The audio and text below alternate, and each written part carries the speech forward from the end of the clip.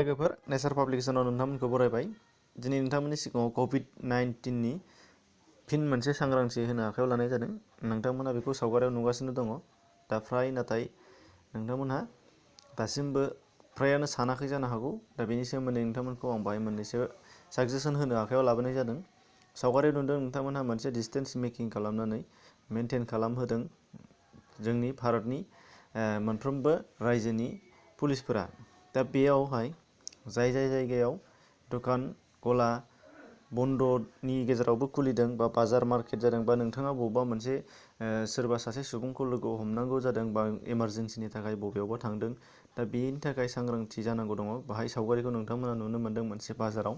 नाथाय बे बाजारा बेयावहाय पुलिसफोरा जेरै खालामनो होदों बेयाव बिथांमोनहा बाजाराव थांनाय समावहाय सांग्रांथि जाबाय।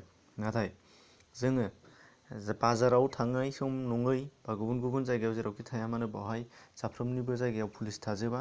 दा पुलिसफोरा बा जबरदस्यै रावबो बेबायदि खालामनानै होबाय थानो हाया, मोनफ्रोमबो जायगायावनो जोंखौ हेफाजाब खालामनो हाया। बेनि थाखायनो जों गावबा गावसो सांग्रांथि लानांगौनि गोनांथि दङ।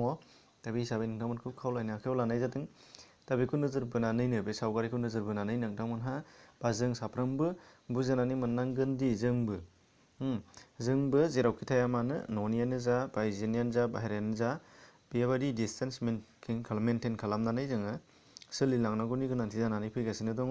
दा गिख्रंथाव कर'ना भाइरासनि जोबस्रांनाय समसिमहालागै जों बेखौ नाजाबाय थानांगोन। बेनिखायनो नोंथांमोनहा जेब्लाबो खेल खालामनानै था नोंथांनि साखाथियाव सोरबा दङ नामा, आरो नोंथाङा जुदि नोंथांनि लोगोजों थांदोंबाबो लामा थाबायनायानो जा बबावबा थांनायानो जा बबावबा फैनायानो जा बा मार्केटाव थांनायानो जा दा बेबायदि डिसटेन्स मेनटेन खालामनांगोन।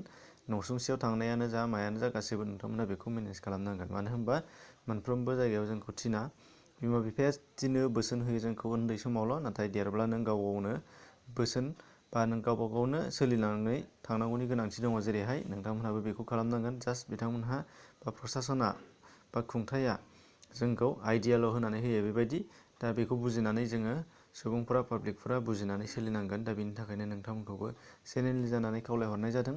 आरो बेनिफ्राय नोंथांमोनखौ आसा खालामो आंनि चेनेलनि जानाखि नायगिरि बिथांमोननिसिम इसोरनि खाथियाव आर'ज गाबो जाहाथे नोंथांमोनहा खैफोदनिफ्राय बारग'नो हायो आरो लोगो मोनलांबाय थायो जोबजासिमहालागै।